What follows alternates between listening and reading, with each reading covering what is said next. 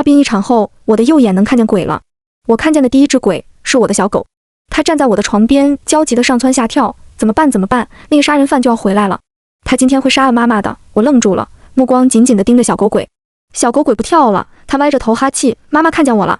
我撑着身子坐了起来，仔细观察着小狗鬼。小狗鬼是一只金毛，背上的2簇白毛证实了它就是我不久前死去的小狗。我揉了揉发胀的脑袋，试探性地开口：端端。小狗鬼笑了，妈妈真的能看见我了。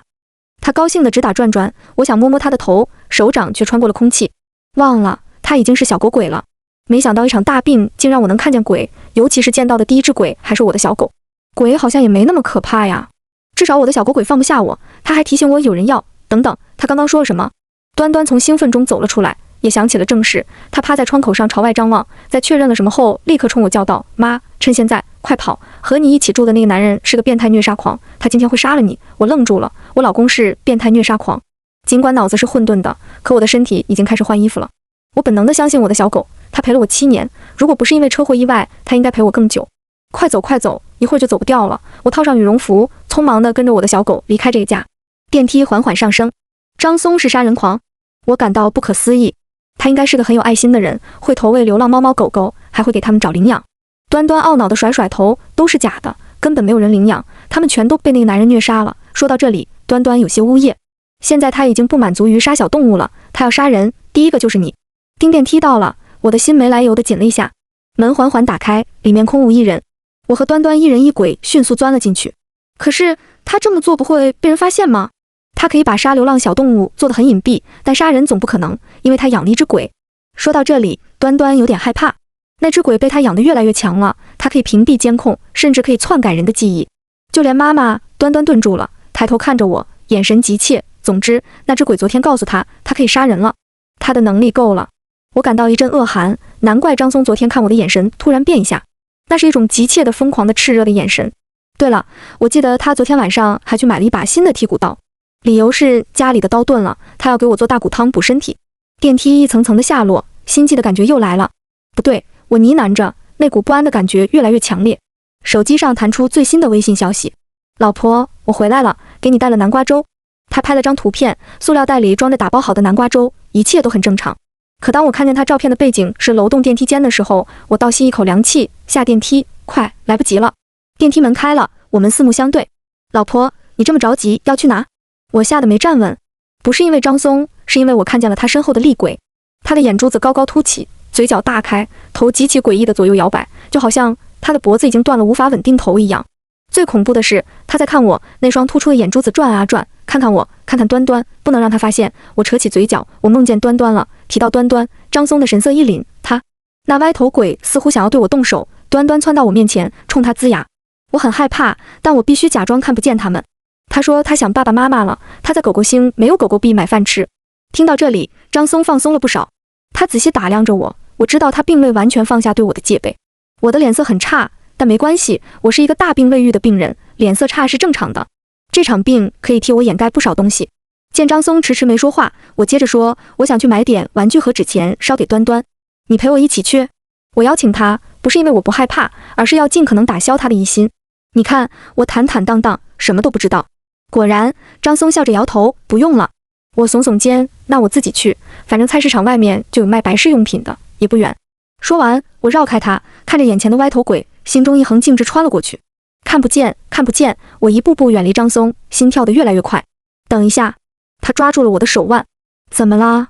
我心头一紧，却还要装作若无其事地问他。张松看了看我的脚，你就穿拖鞋去呀？我低头一看，干笑2声，嗨，烧糊涂了。他不由分说地将我拉进电梯，语气关切，上去换鞋。我回到了家门口，离逃生又远了一步。匆匆换好鞋，我企图第2次逃跑，我去了。张松拦住我，他不说话，我只能听见越来越快的心跳声。我的小狗着急地看着我们，他不能在这个时候说话，万一暴露了什么，我只会更加危险。张松不会现在就要杀了我吧？直到我的心快要跳出嗓子眼儿，张松终于开口了。其实我已经买好宠物白事用品了。什么？张松一手拉着我，一手打开储物柜，里面摆放着许多纸玩具和纸币，宠物专用白事用品。我看着包装袋上印的花字呢喃。张松点点头，拿出一包纸钱掂量了一下，本来想等你病好了再和你一起烧的，还有这个。他从口袋中取出一张精致的卡纸，这是给端端做的身份牌，一起烧给他，这样他在那边就不是无名小狗了。我尽量用余光看向一旁的端端，他看见这个身份牌后，整个狗都在颤抖。不能烧那个，不能烧那个，那个是可以烧死小狗灵魂的东西，烧了它我就会消散。我假装听不见，额头上冒出冷汗。那正好，我们现在就去烧吧。早点烧，端端早点有身份证。张松挑眉，现在？我坚定地点头。张松不语，他低着头，眉头紧锁。不知怎的，我感觉他好像企图在和什么东西沟通。虽然那个歪头鬼在他身边，但张松似乎从未给过鬼一个眼神，他也没有看过小狗鬼一眼。我有一个猜想，他应该看不见鬼，只能通过意识和歪头鬼沟通。果然，那歪头鬼盯着我看一会儿后，一边点头一边张嘴翕动着。呵，他的颈椎应该是真断了，只靠着皮肉支撑着摆动的头部不会掉下来。张松揉了揉脑袋，他得到了歪头鬼肯定的答复。行吧。得到张松的允许，我拎着纸钱就往大门走。你跑哪去？这一次换我用打量的眼神看着张松了，下去烧纸啊？你还想在家里烧呢？张松挠挠头，跟了上来。我在小区里选了一处远离绿化的角落。就这吧。我硬着头皮指了指那块地方。我还没有找到逃跑的方法，可我已经绕着小区走了2圈，再绕张松就该发现了。我蹲下来，用石子在地上写下端端的名字。天色已经接近傍晚，我要怎么样才能够活过今天？直接跑？就算我能跑得过张松，那歪头鬼怎么办？看着手中燃起的火焰，我感到绝望。今天天气不太好，希望等下有大风刮灭这团火，小狗还不想消失。我屏住呼吸，端端是在提示我什么？我好像明白了。我装作若无其事的烧纸，故意把动作放得很慢，只要烧透、烧尽，不然引起火灾就不好了。张松自始至终没有参与烧钱，他看着我，手上紧握着端端的身份卡。差不多了，身份卡给我吧。我伸手，没有抬头。手和身份卡接触的一瞬间，周围刮起一缕没来由的风，灰烬飞进张松的眼睛里，火苗爆起，端端飞扑向歪头鬼，伸出爪子疯狂抓挠他脆弱的头。趁现在，我一把夺过端端的身份卡，撒开腿往小区大门跑去。身后是张松懊恼的怒吼，我不敢回头，直到跑出小区，马路上人来人往。现在是上下班高峰期，人很多。我不相信张松养的鬼能一下子遮住这么多人的眼睛。如我所料，张松追到小区门口就不追了。端端拖住抬头鬼的那几秒，起到了至关重要的作用。妈妈，我们快走吧。他们一时半会儿不会追出来，但再晚点就难说了。端端喘着气回到我身边，灵魂有些杂乱。隔着马路，我看见张松和歪头鬼站在小区门口，眼神怨毒地盯着我。歪头鬼张了张嘴，然后张松笑了，他冲我做了一个口型。我会找到你。我走在繁华的城市街头，天黑了，灯火通明。端端告诉我，歪头鬼在张松的滋养下能力越来越强。起先，他只能帮助张松短暂地控制住一些弱小的生命。随着张松不断地虐杀动物，他可以替张松屏蔽摄像头信号了。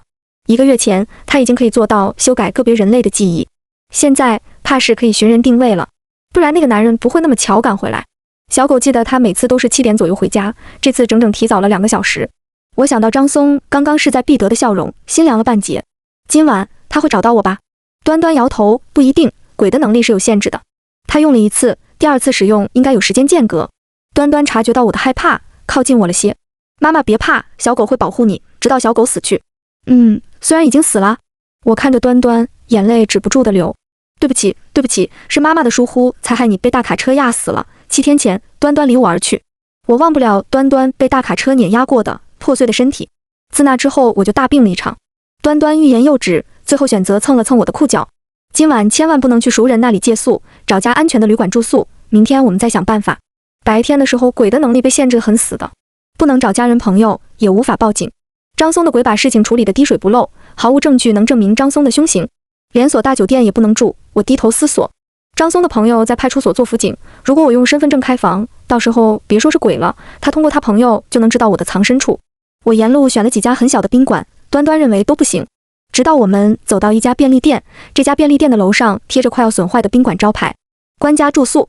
端端扯住我的裤脚，这家安全，鬼找不到。宾馆的1楼是很窄的楼梯间，我们顺着楼梯往上走，走到2楼，宾馆的门头差点对到我的脸上。这是一家很小很旧的宾馆，20年前千禧年的装修风格，直到现在也没翻新过。收银台上乱七八糟的啥都有，就连摆放的关公像都落上了薄灰。老板，住宿。旅店老板吃着泡面，头都不抬地伸出一只手，身份证。我有些支支吾吾，没带，可以不登记吗？老板终于抬起头，眼神打量你。老板是一个消瘦的中年人，他看着我，眼里带有一丝歧视。算了算了，他挥挥手，给了我一把钥匙，818，最里面那间。我告诉你，等下可不许带别人进去啊。他指了指我，又指了指自己的眼睛，我盯着呢。我明白他是误会了，但眼下我并没有心思解释什么。道了声谢谢，我来到自己的房号前。房间的内部设施和他的大堂一样老旧，好在里面还算整洁。我坐在床上，眼神望向蓝色的玻璃窗，关公像能拦住那个鬼吗？其实我看见了，那个关公像散发着微弱的红光。但是端端也能进来，端端趴在我的脚边，似乎是累了。没事的，关爷爷明是非，辨中间。他只会拦恶鬼，小狗鬼没事的。我笑着摸了摸端端的头，小狗是最善良的。生病让我感到困倦，在确认自己安全后，很快我便睡着了。我做了一个梦，梦里我回到了端端被卡车撞死的那天。那天我在遛狗，心不在焉的我一边走着一边刷着手机，以至于我没有注意到端端的牵引绳什么时候松开了。等我回过神，端端已经跑到马路中央。端，我焦急地想要将他拉回来，一辆大挂车疾驰而过。端端死了！我疯狂地自责，自己怎么这么粗心，怎么没拴好牵引绳？挂车司机推卸责任，认为是我自己没甩绳遛狗，责任全在我。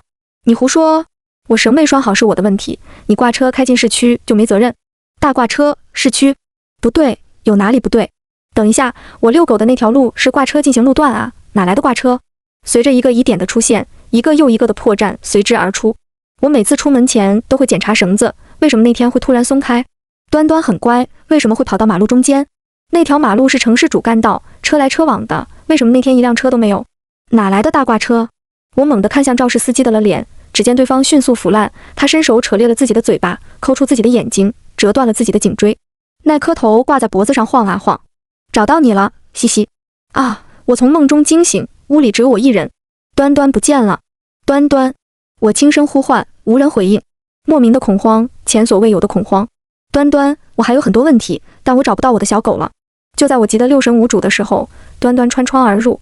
妈妈，快走，鬼找到我们了！端端一边叫一边带着我逃离这个地方。我刚刚去找死去的兄弟姐妹们拖住那只鬼，但他们的能力有限，拖不了太久。我没有问他为什么那关公像失效了，因为逃离大堂的途中，我看见了满地的碎片。这个不靠谱的店主，端气死了，早不喝酒晚不喝酒，偏偏在这个时候还把关爷爷打碎了。我路过碎片的时候，顺手抓了一把碎片，那上面还有些微弱的红光，带一些走，万一用得上。我和端准备逃去最近的寺庙，如果关二爷像有用，那寺庙应该也可以。我看了一眼，他离我们有3公里。冲下楼，我一把抢过旁边男生刚扫好的共享单车。你有病啊，我上班要迟到了。无视了男生崩溃的咆哮，我一路狂蹬自行车，脚蹬子被我踩出火星。穿过了一个又一个路口，眼看着快要到庙脚下，那2个身影出现了。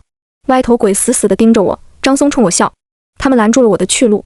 妈妈，快刹车！掉头！端在我身后大喊。我心一横，站起来蹬，刹什么车？给我冲过去！我的速度不减，腾出一只手在口袋里摸索着。那把关公碎片被我毫不犹豫地撒向2人。歪头鬼被碎片灼烧，至于张松，他受到了物理伤害，碎片差点划伤他的眼睛。趁着这个时候，我骑车猛地冲过了他们，车轮子碾压上张松的脚，险些不稳摔倒。我听见张松的嚎叫，心脏砰砰直跳。自行车快起来，也有机会撞死人的。还有几百米，我不能放松。我知道，我彻底激怒他们了。风声呼啸，有点像刀片。碎片为我争取的时间很短暂，张松在歪头鬼的帮助下疾步追来。很近了，我能听见张松嘴里发出怪异的嘶吼声。在张松抓住我的前一秒，我弃车一跃，车倒了，绊倒了张松。他甩甩头，像是不知道痛一样，迅速爬起来，一步步逼近我。我到底是高估自己了，跳车这一举动害我崴了脚。四门就在我身后不远处，可我来不及了。要死了吗？我绝望地想。张松每走一步，笑容就大了1分。乖乖在家不好吗？我原本想让你少痛苦一点的。现在，张松的魔爪伸向我，我闭上眼睛。我想象中的死亡并没有来。那声叹息似乎拦住了张松。我睁开眼，发现张松神色痛苦，他挣扎了几下，发现自己被禁锢住了。又是一声叹息。他发出痛苦的嚎叫，身体扭曲着，歪头鬼从他的身体里退了出来。抬头鬼出来后，没有将目光放在我和张松身上，他死死地盯着我身后的那扇门。张松晃了晃发胀的脑袋，歪歪扭扭地再次冲向我。妈的，给我死！他依然没有成功。一个健硕的男人抓住了他的手。干什么？大白天的，当着这么多人面对女孩子动手。壮硕男将他逼退。我这才发现，不知道什么时候起，周围多了很多人。他们围成一个圈，对我们指指点点。对了，这个寺庙位于市中心地段，人流量很大的。可刚刚我居然没有看见一个人，是鬼设下的屏障，只不过现在失效了。张松被人声讨，脸色降成了猪肝，还不滚！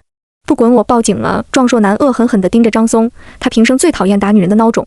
张松明白自己已经错过了最佳时机，伸手点了点我，愤然离去。我知道他还会寻找下一次机会，只要我还活着，或者他还活着。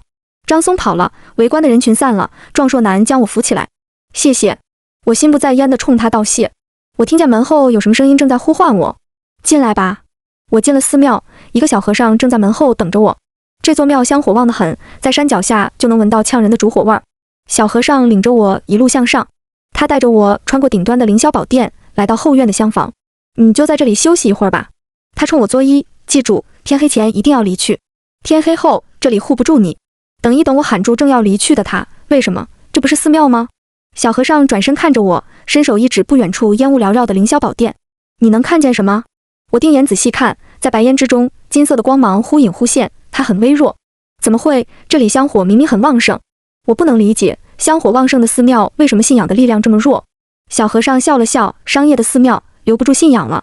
今晚它会特别强大，所以我不甘心，真的没有办法活过今晚了吗？小和尚没有回答我是与否，或许小狗施主能找到生路。端端好像从追逐战的那一刻就离开了，到现在还没回来。我还想再问点什么，小和尚却已经消失了。我坐在厢房里面数着时间，我看着太阳从东边慢慢的走到西边。能怎么办呢？普通人在恶鬼的面前太弱小了，更何况是一人一鬼铁了心要你死的组合。歪头鬼被限制的时候尚且这么难对付，今晚他实力全开，我有什么活下去的理由？下午2点，端端回来了。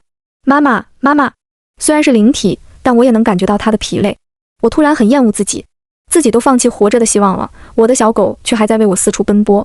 要不算了，你自己，我想让端端自己逃吧，那个身份卡早被我撕碎了，他只要离开我就是安全的。可端端并不这么想，我找到让我们活下去的办法了。小狗没想过自己逃，小狗一直在找我们的生路。端端说，在步行街的转角咖啡店可以找到生机。小动物的鬼魂太弱小了，对付不了歪头鬼。他说，但如果是那位大人，应该有办法。他让我去找一只绿眼黑猫。我在咖啡店门口的座位上找到了它。玄咪咪，看见这只黑猫后，我忍不住惊呼，这不是3个月前我捡到的黑猫吗？它很聪明，主动跑到我家门口，想给自己找个家。我当时确实想收养它，我也这么做了。我带它做了检查，驱了虫，洗了澡，直到我准备带它去嘎蛋的前一天，它跑路了。咪咪眯起眼睛眯了我一眼，甩了甩尾巴。我没摸准它的意思，端端却一脸笑容，太好了，玄猫大人同意帮忙了啊！我看着咪咪嫌弃端端的眼神，一时间不确定。喵，翻译官端端，玄猫大人说今晚跟我一起回家。咪咪甩了甩尾巴，回家，不跑，还得回去。喵，翻译官，鬼的本体在家里，回去消灭它。放心，玄猫大人会帮忙的。我和端端一路回到小区，真的能行？咪咪并没有跟来，这让我心里没底。端端很是相信咪咪，再三保证绝对没问题。叮，电梯门开了，它像一个巨兽，缓缓张开嘴，我主动让它吞噬了我。14楼1404，张松并不在家，不过我知道，很快他就会发现我，很快他就会回来。我按照端端传达的咪咪的指示，打开某平台直播功能，记录犯罪过程，直播最有效。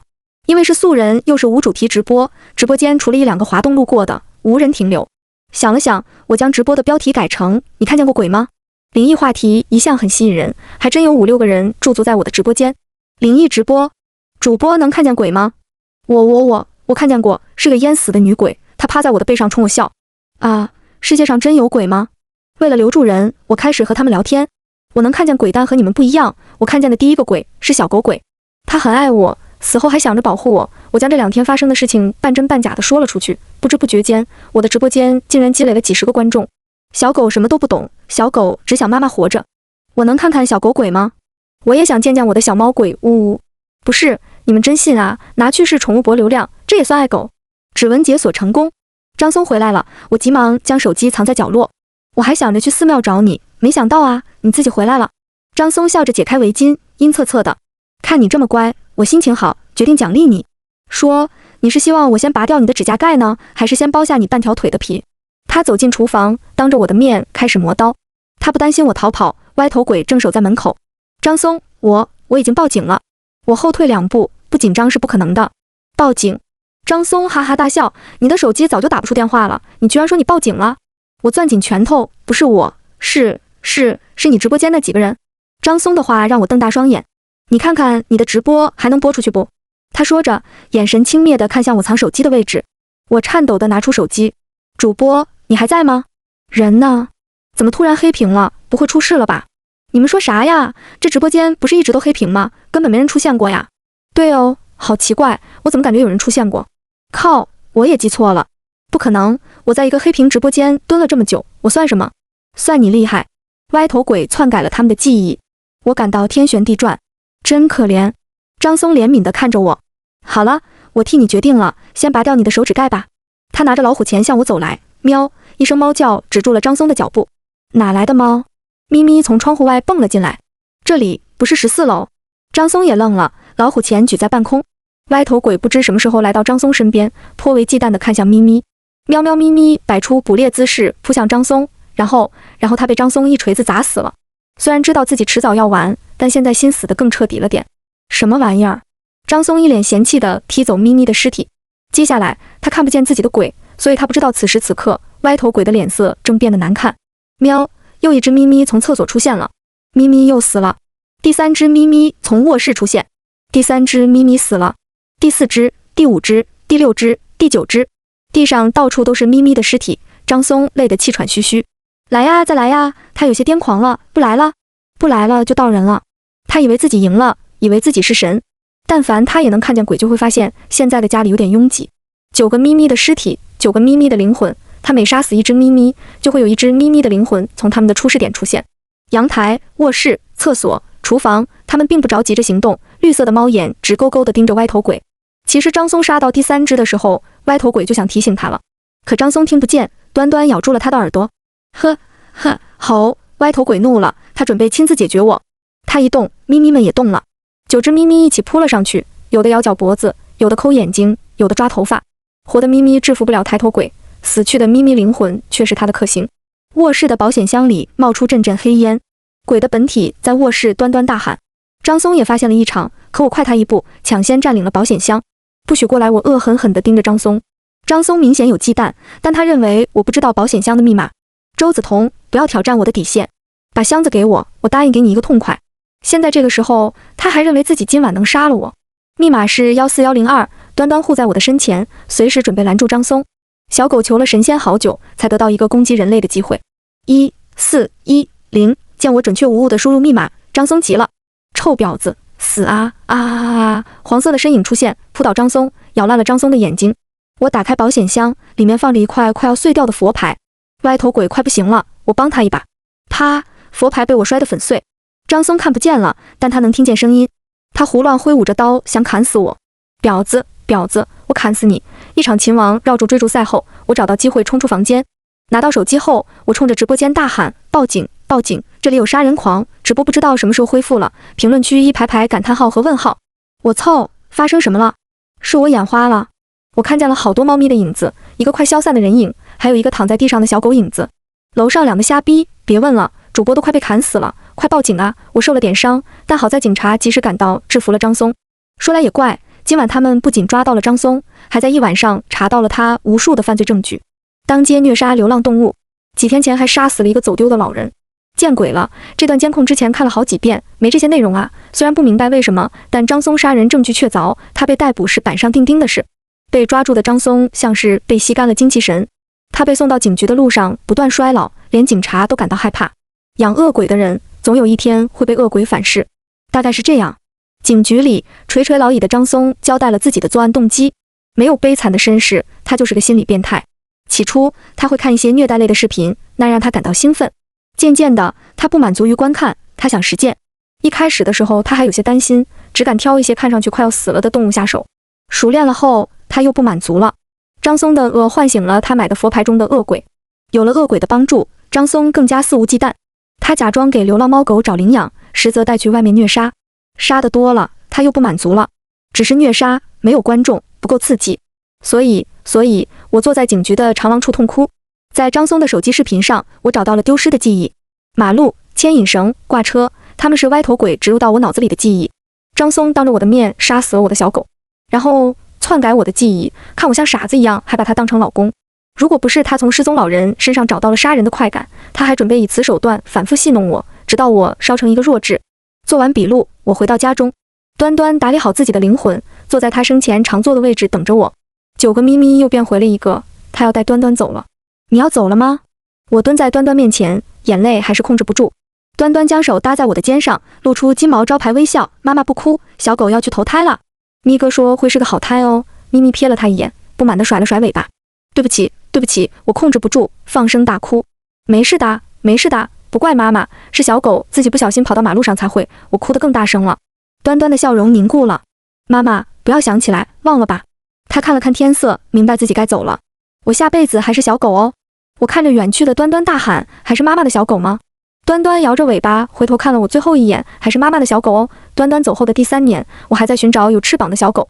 朋友都说我疯了，路上见到一条有白毛的小黄狗就去摸，被抓伤咬伤了，打了多少次狂犬疫苗后还是要摸。他们不懂，看不见鬼后，我多了一个能力，只要我触摸对方，就能感受到对方的灵魂。我一定要找到端端。你要不要去医院看看？朋友指了指我的脑子，自从张松死后你就这样，他对你打击怪大的。张松，他也配吗？当年他被执行死刑，我以妻子的身份领走了他的尸体，我将尸体所有的气孔堵死，挖掉他的眼睛，割掉他的舌头，在他的嘴里塞满玉米，我要他永世不得超生。做完这一切，我把张松火化了，火化后的骨灰被我撒在化粪池。朋友见我脸色阴沉的可怕，不敢再说下去，他只能见我蹲下身，冲着远处警惕的流浪狗作作作。找到端端的那天是个晴天，我又排除了一只流浪狗。这里的宠物店流浪狗快被我摸遍了，可我还是找不到我的小狗。我正准备离去，却听见一声猫叫，喵！我回过头，发现一只正在喂奶的三花猫。